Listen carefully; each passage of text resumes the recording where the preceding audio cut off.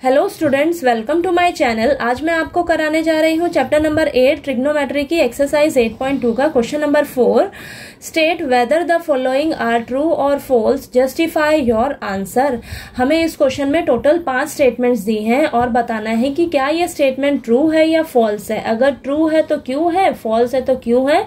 हमें अपने आंसर को जस्टिफाई भी करके बताना है। ठीक है, तो हमें फर्स्ट पार्ट में दिया है sine A plus B is equal to sine A plus sine B.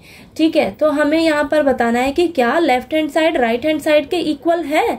तो चलिए देखते हैं हम क्या करेंगे। मान के चलेंगे कि हमारे पास ना ए जो है वो 30 डिग्री है। ठीक है, और बी लेट कर लेते हैं कि हमें दिया है 60 डिग्री। ठीक है, तो हम क्या करेंगे, अब लेफ्ट हैंड साइड को लेके चलेंगे। लेफ्ट हैंड साइड में क्या दिया है, साइन ए प्लस बी। ठीक है, तो अब यहाँ क्या करेंगे, हमने जो ए माना है 30 डिग्री और बी माना है 60 डिग्री, यहाँ पर पुट कर दीजिए। ठीक है, तो आपको इन दोनों को ऐड करके क्या आएगा, साइन 90 डिग्री। साइन 90 डिग्री की वैल्यू क्या होती है, 1। ठीक है, तो आपके पास लेफ्ट हैंड साइड की वैल्यू कितनी आई है, 1। अब राइट हैंड साइड में देखेंगे हमें क्या दिया था, sign A plus sine B. ठीक है, अब क्या करेंगे, ए और बी की जगह 30 डिग्री और 60 डिग्री पुट कर देंगे। तो हमारे पास यहाँ पर साइन 30 डिग्री की वैल्यू कितनी होती है, 1/2 प्लस साइन 60 डिग्री की वैल्यू कितनी होती है, √3/2। अब इन दोनों का एलसीएम लेंगे, 2 आ जाएगा और ऊपर वाले नंबर्स को ऐड कर लेंगे तो हमारे पास क्या आएगा, 1 प्लस √3/2। हम देख रहे हैं कि लेफ्ट हैंड साइड में हमें आंसर जो मिल रहा है वो 1 आ रहा है और राइट हैंड साइड में 1 प्लस √3/2 आंसर आ रहा है। ठीक है, तो आप क्लियरली देख सकते हैं कि हमारा लेफ्ट हैंड साइड जो है वो राइट हैंड साइड के इक्वल नहीं आ रहा है।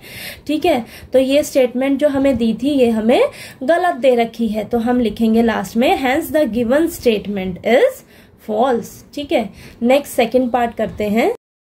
तो सेकेंड स्टेटमेंट में हमें दिया है the value of sine theta increases as theta increases. हमें यहाँ बोला है कि जैसे जैसे थीटा इंक्रीज होगा हमारे साइन थीटा की वैल्यू जो है वो भी इंक्रीज होगी। तो चलिए देखते हैं क्या ये स्टेटमेंट सही है या गलत है। ठीक है, तो आप सभी को ट्रिग्नोमेट्री टेबल जो है वो अच्छे से लर्न होनी चाहिए। तो हमें पता है कि साइन 0 डिग्री की वैल्यू होती है 0, साइन 30 डिग्री की वैल्यू होती है 1/2, साइन 45 डिग्री की वैल्यू होती है 1/√2, साइन 60 डिग्री की वैल्यू होती है √3/2, साइन 90 डिग्री की वैल्यू होती है 1। तो यहाँ पर आप देख रहे हो 1/2 का वैल्यू कितना होता है, 0.5। ठीक है, 1/√2 कितना होता है, 0.707 समथिंग। ठीक है, √3/2 की वैल्यू होती है 0.866। ठीक है, तो यहाँ पर हम क्लियरली देख सकते हैं कि हमारी जो वैल्यू है साइन थीटा की वो इंक्रीज हो रही है।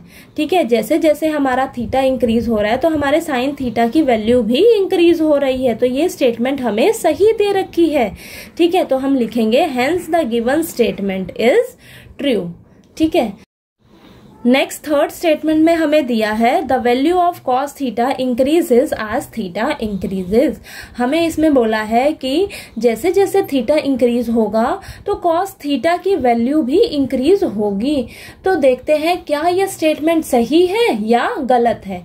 ठीक है, तो चलिए देखते हैं। हमें पता है कॉस 0 डिग्री की वैल्यू होती है 1, कॉस 30 डिग्री की वैल्यू होती है √3/2, कॉस 45 डिग्री की वैल्यू होती है 1/√2, कॉस 60 डिग्री की वैल्यू होती है 1/2, कॉस 90 डिग्री की वैल्यू होती है 0।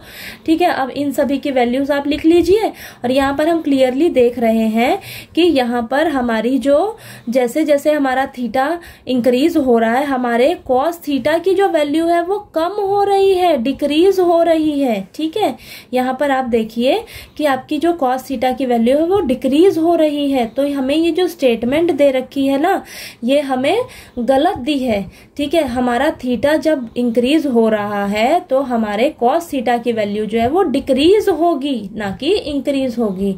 ठीक है, तो ये स्टेटमेंट हमें गलत दे रखी है। तो हम लास्ट में लिखेंगे hence the given statement is false.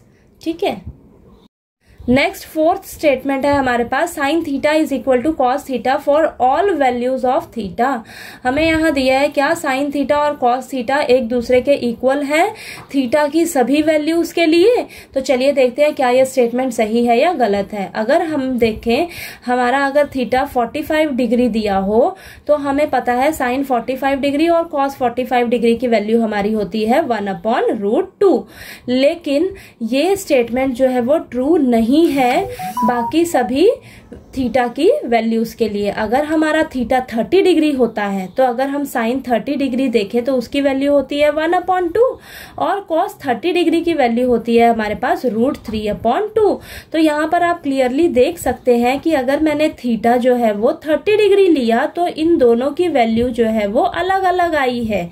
ठीक है, तो यहाँ पर ये जो हमें स्टेटमेंट में दिया था ये दोनों एक दूसरे के इक्वल नहीं होंगे, तो ये हमें गलत दे रखा है। ठीक है, तो हम लिखेंगे लास्ट में hence the given statement is false. ठीक है, लास्ट फिफ्थ स्टेटमेंट में हमें दिया है cot A is not defined for A is equal to 0 degree.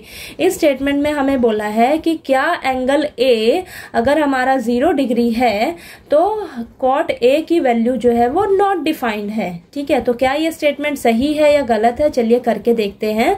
Cot A का फॉर्मूला हमें पता है कॉस ए अपॉन साइन ए होता है। ठीक है, तो यहाँ पर ए की जगह आप 0 डिग्री रख लीजिए। ठीक है, तो कॉट 0 डिग्री हो जाएगा is equal to cos 0 degree upon sine 0 degree. ठीक है, तो कॉस 0 डिग्री की वैल्यू क्या होती है 1 और साइन 0 डिग्री की वैल्यू क्या होती है 0। तो 1/0 क्या होता है आपका नॉट डिफाइंड। ठीक है, तो ये स्टेटमेंट हमें सही दे रखी है, तो लिखेंगे hence the given statement is true. Question number 4 जो है वो आपको अच्छे से क्लियर हो गया होगा। ठीक, अगर आपको वीडियो अच्छा लगे तो प्लीज लाइक कीजिए, शेयर कीजिए और ज्यादा से ज्यादा सब्सक्राइब कीजिए। Thank you so much.